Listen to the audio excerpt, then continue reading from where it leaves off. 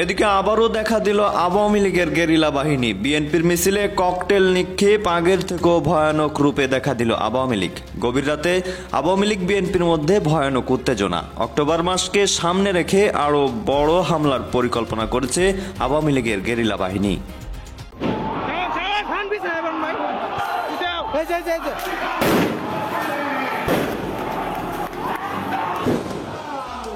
জামালপুর জেলা বিএনপির সম্মেলন বন্ধের দাবিতে অর্ধবেলা হরতালের ডাক দিয়েছেন। দর্শক যে যেখানে আছেন আশা করি ভালো আছেন। এই মুহূর্তে পাওয়া সব থেকে বড় ব্রেকিং নিউজ এবং সব থেকে বড় ভয়ানক নিউজ, সেটা হলো আবারও ফিরতে চলেছে আওয়ামী লীগ। গতকাল রাতে ভয়ানক উত্তেজনার মধ্য দিয়ে বেঁচে গেছে আওয়ামী লীগের হাজার হাজার কর্মীরা। দর্শক, মশাল মিছিলের মধ্যে বোমা বিস্ফোরণ করেছে আওয়ামী লীগ। তারা অক্টোবর মাসকে কেন্দ্র করে কিন্তু তারা ভয়ানক প্ল্যান গোছাচ্ছে এবং তার প্ল্যানের প্রথম পর্যায়ের চেকিং কিন্তু তারা গতকাল রাত থেকে শুরু করেছে। দর্শক, জামালপুর মশাল মিছিলে ভয়ানকভাবে ধাওয়া পাল্টা ধাওয়া, বোমা বিস্ফোরণ সহ আরও ভয়ানক কিছু ঘটিয়েছে এবং কি হয়েছে সেখানে চলুন বিস্তারিত দেখে আসে। আশা করি সঙ্গেই থাকবেন, তাহলে বুঝতে পারবেন যে কতটা ভয়ানক এই আওয়ামী লীগের গেরিলা বাহিনী। তো দর্শক, কথা আর নয়, চলুন বিস্তারিত দেখে আসা যাক।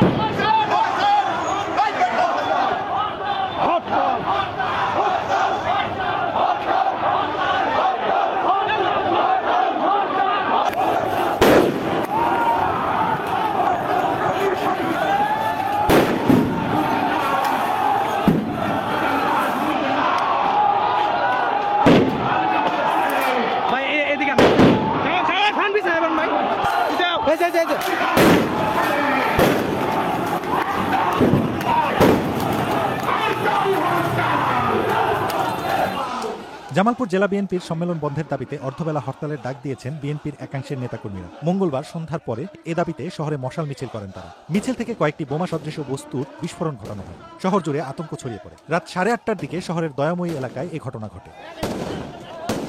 বুধবার সকাল থেকে দুপুর পর্যন্ত হরতালের ডাক দেওয়া হয় এবং বলা হয় শনিবার অনুষ্ঠেয় জামালপুর জেলা বিএনপির সম্মেলন করতে দেওয়া হবে না। মিছিলটি শহরের দয়াময়ী এলাকায় রাস্তায় আটকে কয়েকটি বোমার বিস্ফোরণ ঘটানো হয়। এছাড়াও রাস্তায় আগুন ধরিয়ে দেওয়া হয়। শহর জুড়ে আতঙ্ক ছড়িয়ে পড়ে। পথচারীরা ছোটাছুটি শুরু করে দেন। এ বিষয়ে জেলা বিএনপির সভাপতি বলেন, সম্মেলন যথাসময়েই হবে, শান্তিপূর্ণভাবে আমরা সম্মেলন করব। এই ঘটনা নিয়ে সদর থানার ভারপ্রাপ্ত কর্মকর্তা ফয়সল মোহাম্মদ আতিক বলেন, বোমা সদৃশ বস্তুর বিস্ফোরণ ঘটানো হয়েছিল। অভিযোগ পাওয়ার পর তদন্ত করে আইনগত ব্যবস্থা গ্রহণ করা হবে।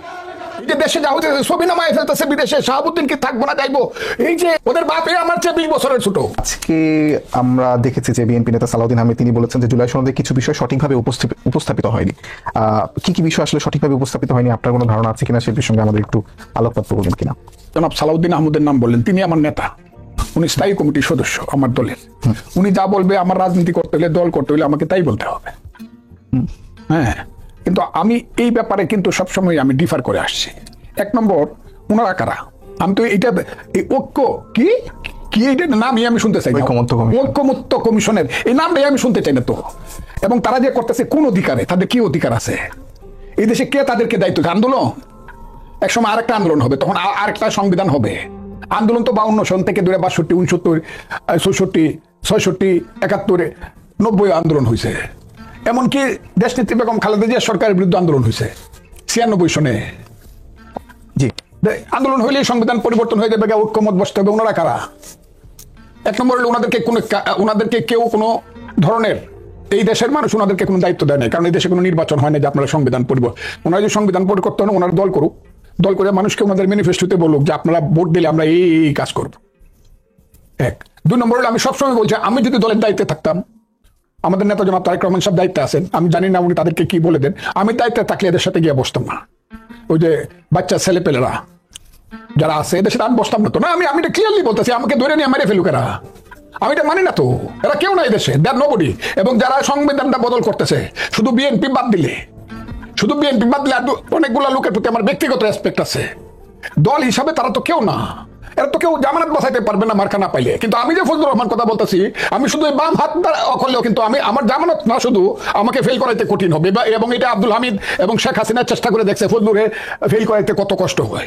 আমি ইলেকশনের লুবে লাভে কোনো কথা বলতে, এই যে সংস্কার এগুলো কিন্তু আমি মানে দেওয়ার নবটি। কারণ আলী রিয়াজ সাহেব একজন বিদেশি নাগরিক, হইতে পারে সে বাঙালি, কিন্তু উনি 40 বছর যাবত মার্কিন নাগরিকত্ব সাইরা উনি বসুক, আমি তার কথা মানবো। আর উনি কেন ডাকবে? আমি হইলে দলের নেতা হইলে আমি নাও যেতে পারতাম, অথবা আমি কন্ডিশন দিতাম এরা বসলে আমি যাবো না, আমার সাথে আপনি 1-to-1 আলোচনা করেন। কিন্তু আপনি যাদেরকে বাচ্চা ছেলে পেলে বলছেন, ওনারা কে এটা জিজ্ঞেস করছেন, তারা তো আসলে অভ্যুত্থানের নেতৃত্ব দিচ্ছে শেখ হাসিনার যে ফ্যাসিস্ট সরকার। কিসে নেতৃত্ব দিচ্ছে? এরা নেতৃত্ব দিচ্ছে না, এদেরকে নেতৃত্ব দেওয়ানো হয়েছে।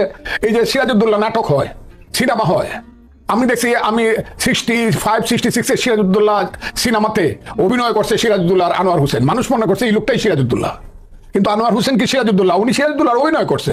এই ছেলেপেলেরা জামাতের অভিনয় করছে, জামাত তৈলেও এখানে মূলত ভ্যানগার্ড। তারা বলতেছে, আমি বলি না তো, শিবির বলতেছে জামাত তারা ছিল ভ্যানগার্ড, আর এরা এখানে অভিনয় করছে। এদেরকে অনেক প্রচেষ্টায়, অনেক সংগোপনে, কোনো একটা ওই যে মিটিওকুলাস, ইংরেজি তো আমি কইতে পারি না, আমার ভাই বেশি কইতে পারবো, ওই যে প্ল্যানিংটা বাস্তবায়ন করার জন্য ডিজাইন এদেরকে দিয়ে সৃষ্টি করা হয়েছে। এরা হলো নাটকের অভিনেতা। আমরা তো দেখছি যে আসলে আপনি যাদেরকে বলছেন যে জামায়াত তাদেরকে ব্যবহার করেছে, কিন্তু তাদের সঙ্গে তো আসলে শিবিরের অনেক ধরনের দূরত্ব দেখছি, কথা কাটাকাটি দেখছি, এটা তো পরের ব্যাপার। এখন তো স্বার্থের ব্যাপার আছে। এখন তো রাষ্ট্রতে কে হইব প্রধানমন্ত্রী? কারণ ইউনূস সাহেব 22 বছর 23 বছর ছেলের মাথায় হাত দিয়ে বলতেছে, ইউনূস সাহেব না, ইউনূস সাহেবের ওই যে কি নাম, প্রেস সেক্রেটারি, এই তুমি হইবা বাংলার প্রধানমন্ত্রী। কারণ এরা হচ্ছে এই 3টা জেনারেশন তো ইউনূস সাহেব নষ্ট করে দিয়েছে। 9, 10, 11, 12, 13, 14, 9, 10 IAP first year second year, BA first year second year নষ্ট করে এরা সবাই এখন প্রধানমন্ত্রী হতে চায় এবং এমপি হইতে চায়। দেশ তো ধ্বংস হয়ে গেছে, কোনো লেখা নাই, পড়া নাই, সারাদিন ভাত খাইতে পারি না, রাত্রে ঘুমাইতে পারি না। এই যে দেশে যা হইতেছে, ছবি নামায় ফেলতেছে বিদেশে, শাহাবুদ্দিন কি থাকবো না যাইবো, এই যে এখানে জরুরি আইন হয়ে যেতেছে, এই ধরনের একটা দেশ কি পৃথিবীতে কোথাও আছে? আমরা কি ইউনূস সাহেবকে আর ওই যে ছেলে রাখালি নেতৃত্ব দিছে, ওই 500 ছেলে যা করছে আমি আমার এই ঠোঁটটা দিয়ে তা করছি হাসিনার বিরুদ্ধে, 500 ছেলে যা করছে আমি এখন এর দাবি করবো। আমি আমার বক্তব্য দিয়ে শেখ হাসিনার সমস্ত এই যে ফ্রান্স বিপ্লবে যারা বিপ্লব করছে তো করছে, এত হিরো, কিন্তু রুশো ভল্টিয়াররা কি ফেলাই দিবেন? ফিলোসফি যারা দেয় তাদেরকে ফেলে দিবেন? ফজলুর রহমান এই দেশে হাসিনাকে কেন ফেলতে হবে? কিভাবে বক্তব্য যখন দর্শক দেখলেন খুব গুরুত্বপূর্ণ প্রতিবেদন। এতক্ষণ আমাদের সাথে থাকার জন্য সবাইকে ধন্যবাদ জানাচ্ছি। দেখছিলেন খুবই গুরুত্বপূর্ণ একটি আলোচনা, যে ফজু পাগলা যাকে বর্তমান বলা হচ্ছে যে এই হচ্ছে বিএনপির নব্য কাওয়া কাদের। দর্শক, তিনি বলেছেন রাষ্ট্রপতি বাংলাদেশে থাকবে, নতুন যারা সরকারে এসেছে তারা একদিন পালাবে। তিনি রীতিমতো আওয়ামী লীগ প্রীতি, মুক্তিযোদ্ধা প্রীতি তিনি করুক, তাতে বাধা নেই। তবে তিনি যে আওয়ামী লীগ প্রীতিকে এতটা ভালোবাসেন তার কারণে কিন্তু দলটাকে ডুবাচ্ছে। অতিবিলম্বে জনগণ দাবি জানিয়েছে এই পাগলা মার্কা নেতাকে যেন বহিষ্কার করা হয়। সে তারেক রহমানের উপদেষ্টা হতে পারে, তবে তার মাথাটাও পরীক্ষা করা উচিত। দর্শক, শুরুতে দেখেছিলেন বিএনপির মধ্যে ধাওয়া পাল্টা দেওয়া বোমা সদৃশ্য বস্তু নিক্ষেপ করা হয়েছে। এ বিষয়ে আপনাদের মতামতকে, আসলে বিএনপির দুই পক্ষের মধ্যেই মূলত গ্যাঞ্জাম লেগে গেছে। আমি যতটুকু জানি যে বিএনপি নিজেদের মধ্যে কামড়াকামড়ি করলে কোনোদিন ক্ষমতায় আসতে পারবে না। তো দর্শক, ভালো থাকুন, সুস্থ থাকুন, আল্লাহ হাফেজ।